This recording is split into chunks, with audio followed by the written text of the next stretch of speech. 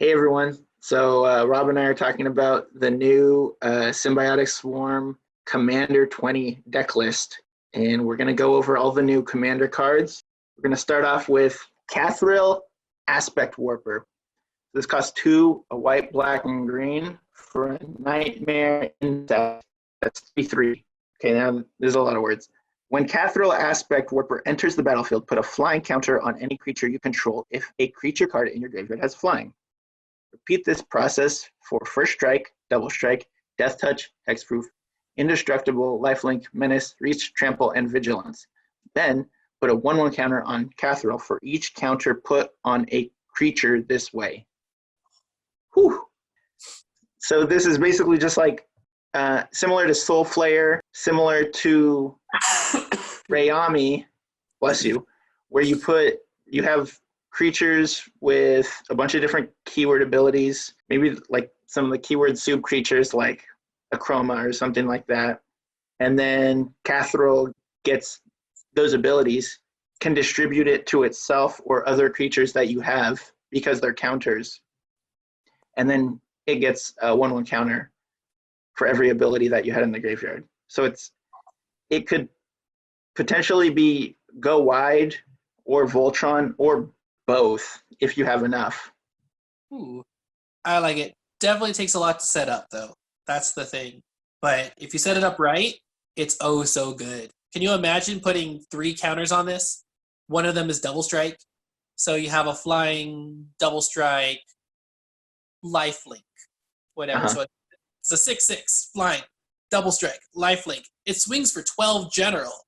That's beautiful. And that's just with 3. That's just with 3 abilities. Right. Oh, it has potential.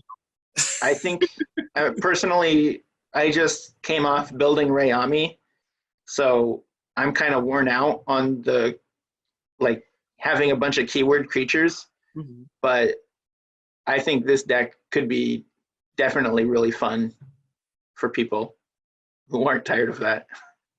True. I have been looking for a general for my insect deck. I don't know how much keyword spread out over insects, but I'm willing to give it a try. Ooh, Tayam! Luminous Enigma. So for 1, and then white, black, and green, you get a 3/3 Nightmare Beast. Legendary. Abilities. Each other creature you control enters the battlefield with an additional Vigilance counter on it. That's very nice of it. And then for 3 generic mana and remove 3 counters from among creatures you control. Put the top 3 cards of your library into your graveyard. Then return a permanent card with converted mana cost 3 or less from your graveyard to the battlefield. Potential. I like how it says remove any 3 counters from among creatures you control. So like you're in green and white and black, so +1/+1 counters, like easy. Or you have some persist creatures with -1/-1 counters on them. Boom. Get rid of those. Oh, it's so good. It can get something that costs 3 or less. I like that. Remove 3 counters, get something for 3 or less. Or if you need to, you can remove the vigilance counters that Tayam provides. Exactly. So when I saw this, I just thought it says converted permanent with converted mana cost 3 or yet less. I think Sun Titan deck, which I always thought Sun Titan should be a general, so maybe this is that deck. I don't know. We'll see how it plays out. So next we have the partners for the set. Nikara, Lair Scavenger, and Yannick, Scavenging Sentinel. Nikara costs 2 and a black for a 2/2 human cleric, partner, and menace.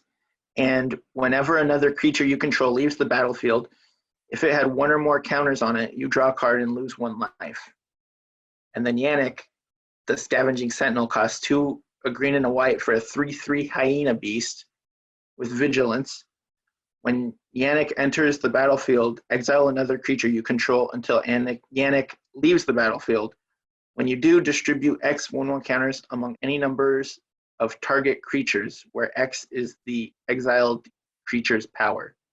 It's a blink deck. Oh, okay. It's a blink deck with black that deals death. Ooh, Avenging Huntbonder. So we got a human warrior, 3 white for a 3/3. Double Strike. Ooh, beautiful words. Whenever Avenging Huntbonder attacks, put a double strike counter on another attacking creature. That's really good.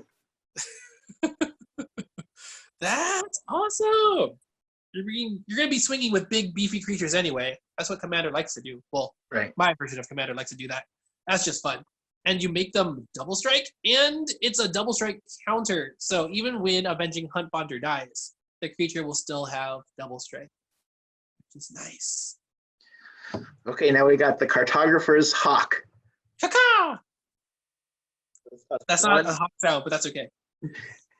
And white. That's a Nighthawk sound. For a 2/1 bird with flying, when Cartographer's Hawk deals combat damage to a player who controls more land than you, return it to its owner's hand. If you do, you may search your library for a Plains card, put it onto the battlefield tapped, and shuffle your library. I like it. It's mana ramp in white. It's slow mana ramp. It's still, you have to be hitting the player who has more lands than you, so it's still just catching up.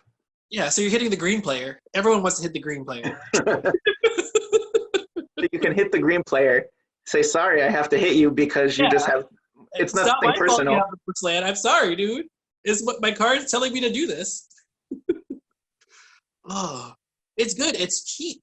It's reusable. It's slow because it has to bounce back to your hand. You have to recast it. Right. But still, it's mana ramp with white flavor. I think it's good. I think it's really good. Yeah. I think this and Verge Rangers don't feel like breaks. I think they feel good for white. Ooh, what we got here? Oh, the Daring Fiend Bonder. So we got a human warlock for 3 and a black for a 5/1. Oh, very fragile. He has haste, which is interesting. So he's like a ball lightning. Daring Fiend Bonder attacks each combat if able. He really wants to die. Yeah. And then for 1 and a black, and you can exile him from your graveyard. Put an indestructible counter on target creature. Activate this ability only anytime you could cast a sorcery. Oh, he really wants to die. They made him so he dies. Right. 1 haste must attack each turn if able. Oh, but you grant something indestructible.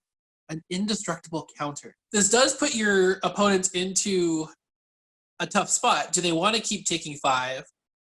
Or do they want to give you the ability to give something scary and destructible? So next we go to the only land in the new cards, the Nesting Grounds. Adds colorless, and you can pay 1 to move a counter from target permanent you control onto another target permanent, and activate only as a sorcery. It's Giant Fan. Right. It's Giant Fan. Why would you want to move counters around? Because that's Silverborn stuff. Now it's real. Now it's real. Oh, what was the Mirrodin one? Power Conduit. Right. That's trying to do that, where you take a charge counter off of something, and then you can put a +1/+1 counter or a charge counter on something. But Nesting Grounds lets you move any counter. Reset Persist, Reset, Undying. Move Loyalty. Ooh, what? That's right. Oh, that's scary. That's not good. Doubling Season. Oh, all right, folks. We have the Netherborn Altar. It is an artifact for 1 and a black. It has the ability tap, put a soul counter on this artifact. Then you can put your commander into your hand from the command zone, but it'll cost you 3 life per soul counter. Ooh, there are just some commanders that just get way too expensive. They die too many times, and you just can't keep recasting them. So this is a way to get around that. 3 life seems fair. Yeah, I think it's definitely fair at what it's trying to do. I thought of Cathril, the face card for this. It's a 3/3 that costs 5. You know, if that gets blown up a few times, you're going to have a hard time resetting up. So using this to skip past commander tax is a good way to do that.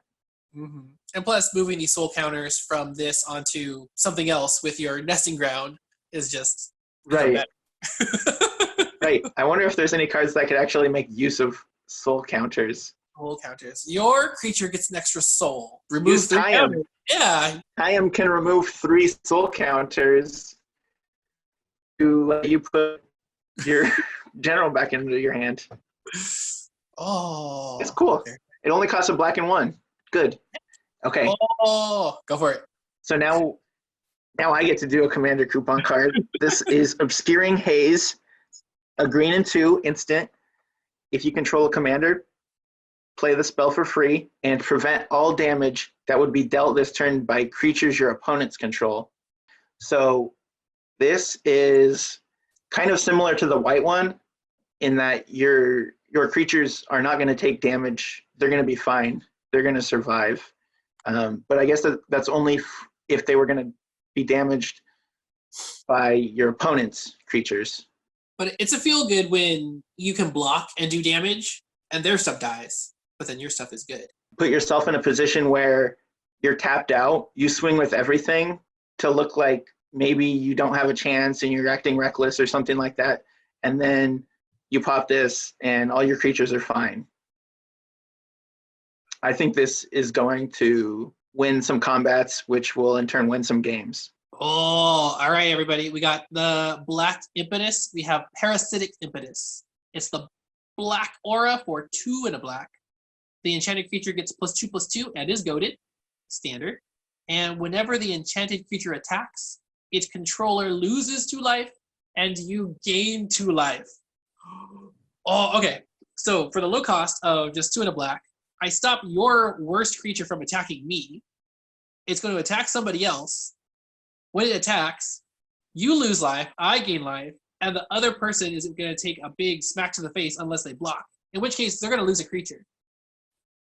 What's wrong with this card? Nothing. We have the Slippery Bogbonder. We get a human druid for 3 and a green, 3/3. It has flash, which is good. It has hexproof, which is even better. And then when Slippery Bogbonder enters the battlefield, put a hexproof counter on target creature. Then move any number of counters from among creatures you control onto that creature. Ooh, so you just like one up one big Megatron creature. This is a do-it-yourself slippery boggle auras deck. It's a good protect your creature because it has flash. So, I want to try and kill your creature. You cast this, flash it out, put a hexproof counter on the target. There goes my spell. So next we have a Vitality Hunter, 3 and a white for a nightmare, a 3/4 lifelinker with X and white monstrosity X. When Vitality Hunter becomes monstrous, put a lifelink counter on up to each of up to X target creatures. Dang. That'll get you some life. Right. So this is basically you're gonna use this to put lifelink counters on your army. It's pretty good. The art looks weird. I thought Is he throwing the life link counters? Yeah. He's throwing them to his friends. You get them. I mean, worst case scenario, like your buddy that you need to kill the other opponent is dying, so you put lifelink on their creatures? Could be. I like that it says just target creatures. It gives us some flexibility. I don't know when you want to do that, like in real life, but I mean, you can. Okay, so that's it for this deck. This is a good deck. It's pretty good. So we'll see you next time. Bye.